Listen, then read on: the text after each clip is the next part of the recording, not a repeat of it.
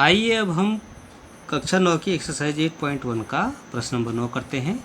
तो सबसे पहले आपका स्वागत है मेरे यूट्यूब चैनल मनोज परमार एकमे क्लासेस उत्तरकाशी में। तो प्रश्न नंबर 9 हमारे पास दिया है समांतर चतुर्भुज ABCD के विकर्ण BD। देखिए ABCD एक समांतर चतुर्भुज है, इसका विकर्ण क्या है BD। इस पे दो बिंदु हैं P और Q। P और Q इस तरह से आपके पास बिंदु हैं कि DP बराबर BQ। जो DP है वो BQ के बराबर, ये आपस में बराबर है। ठीक है, DP और BQ आपस में बराबर है। दर्शाइए कि कोण APD CQB के सर्वांग सम है। तो देखिए त्रिभुज APD व त्रिभुज CQB में, इन दोनों त्रिभुजों में अगर हम देखें APD CQB, इन दोनों त्रिभुजों की बात अगर हम करें तो हमारे पास जो दीर्घ है, सबसे पहले हमें पता है कि AD का जो मान है वो BC के बराबर है। क्यों? क्योंकि समांतर चतुर्भुज की भुजाएं हैं। तो AD बराबर BC समांतर चतुर्भुज की भुजा है, इसलिए कि आपस में बराबर, समांतर चतुर्भुज की भुजा, इसलिए कि आपस में बराबर है। ठीक है, दूसरा कोण जो ये है QBC, कोण QBC, ये वाला कोण जो है यहाँ पे ध्यान देंगे QBC, ये वाला कोण, और कोण ADP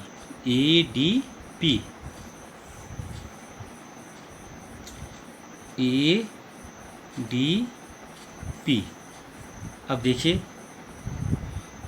ये QBC और ADP, ये दोनों कोण क्या होंगे, आपस में बराबर होंगे। क्यों होंगे कोण बराबर?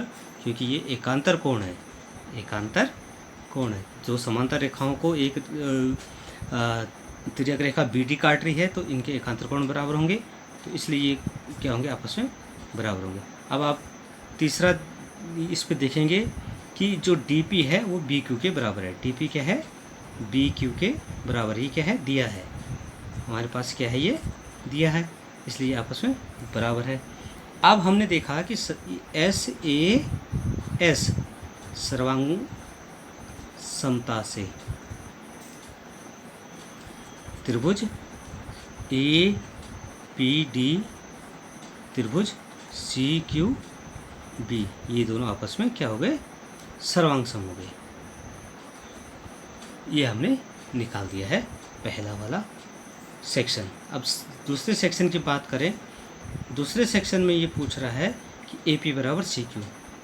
देखिए AP बराबर CQ, तो AP बराबर क्या हो जाएगा, CQ हो जाएगा। क्यों? क्योंकि ये त्रिभुज देख रहे हैं आप, इस त्रिभुज और इस त्रिभुज को हम ऑलरेडी क्या निकाल चुके हैं, सर्वांग सम निकाल चुके हैं।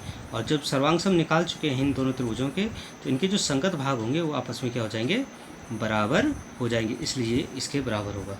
तो यहाँ पे हम लिख सकते हैं कि सर्वांग सम त्रिभुजों के संगत भाग बराबर होते हैं, इसलिए ये क्या होगा, आपस में देखिए ये त्रिभुज जब सर्वांग सम है, इसके ये कोण बराबर हैं, भुजा बराबर है।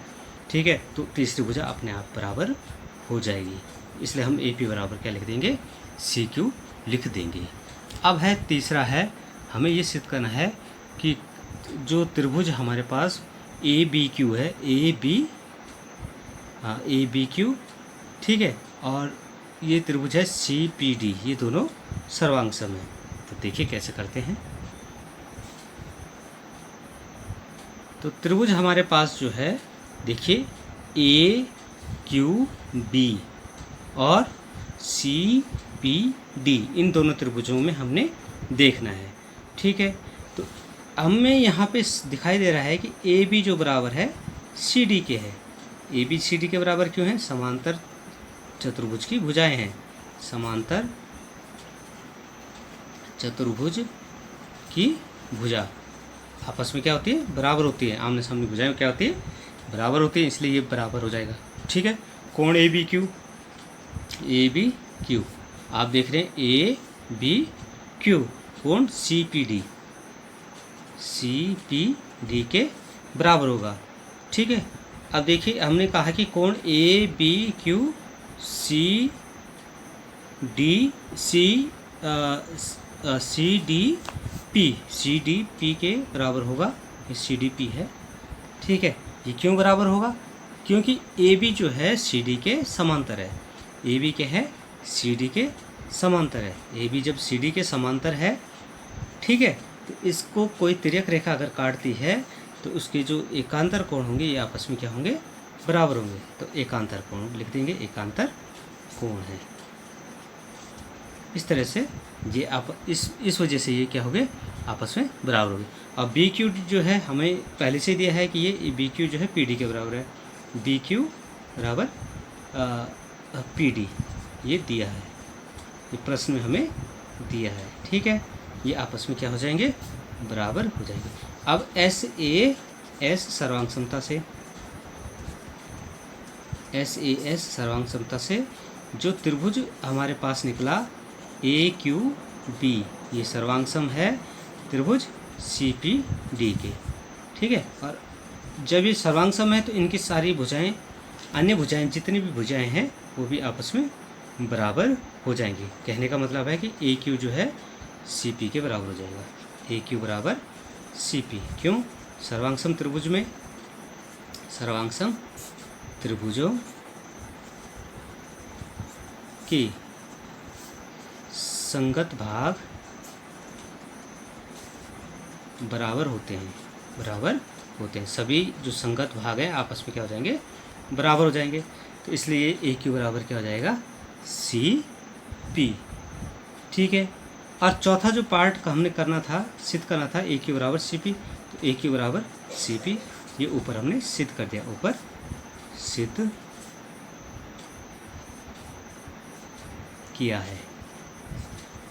ठीक है, अब नंबर 5 हमने ये सिद्ध करना है कि ए पी सी क्यू एक समांतर चतुर्भुज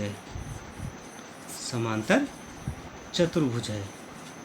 जब ये सिद्ध करना है हमें कि समांतर चतुर्भुज है तो हमें क्या करना पड़ेगा? सबसे पहले हमें ये देखना पड़ेगा कि इस ए पी सी क्यू ये अंदर में ये हमने सिद्ध करना है कि ये क्या है? समांतर चतुर्भुज है। इसको हम ये लेके चलें कि इसको एक विकर्ण ए सी, ठीक है, इस प्रकार है कि जो बी डी को है समद्विभाजित करता है। ठीक है, तो हमें पता है कि हम जानते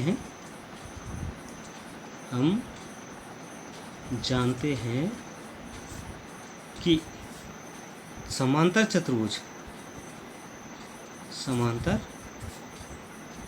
चतुर्भुज की विकर्ण आपस में एक दूसरे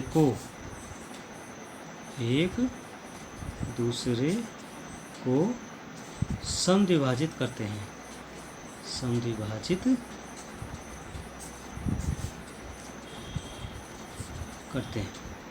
जब एक दूसरे को समद्विभाजित करते हैं तो हम ये लेते हैं कि एक विकर्ण हमने ए सी काटा जो बी डी को बिंदु ओ पर काटता है, तो ओ बी बराबर क्या है?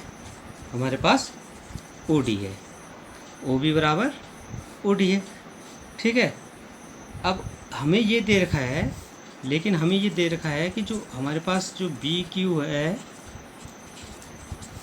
ये जो है पी डी के बराबर है। ये हमें दिया हुआ है। ठीक है, तो हम अगर ऐसा करें कि ओ बी से बी क्यू माइनस कर दें, जो ओ बी से बी क्यू को माइनस कर दें, और पी डी से ओ डी से पी डी माइनस कर दें, तो हम इसको ओ क्यू बराबर क्या लिख सकते हैं? O P. देखिए हमने क्या किया, ओ बी से ये देखिए ओ बी से बी क्यू को घटा दिया तो क्या मिला हमें, बी क्यू घटा दिया तो ओ क्यू मिला, और ओ डी से पी डी घटाया तो क्या मिला हमें, ओ पी मिला। ये बराबर आ गया है। अब हमारे पास जब ये बराबर आ गए हैं तो हम ये देख रहे हैं कि ये विकर्ण आपस में बराबर हैं, ठीक है, ये विकर्ण आपस में बराबर है। तो जब विकर्ण एक दूसरे को समद्विभाजित कर रहे हैं तो हम कह सकते हैं कि चतुर्भुज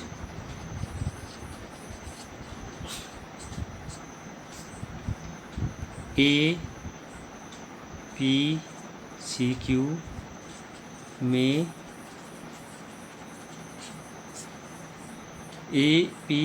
में विकर्ण ए सी और पी क्यू इस प्रकार है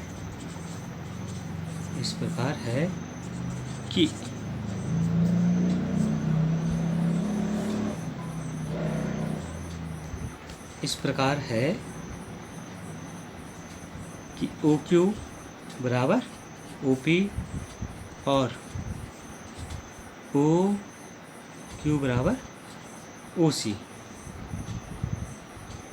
देखिए ओ क्यू और ओ पी बराबर हैं, ओ क्यू और ओ सी भी आपस में बराबर है, ठीक है। तो विकर्ण एक दूसरे को समद्विभाजित, जो बराबर है तो समद्विभाजित कर रहे हैं, समद्विभाजित करते हैं, ठीक है। तो समद्विभाजित करते हैं तो इसका मतलब ए पी सी क्यू एक समांतर चतुर्भुज है।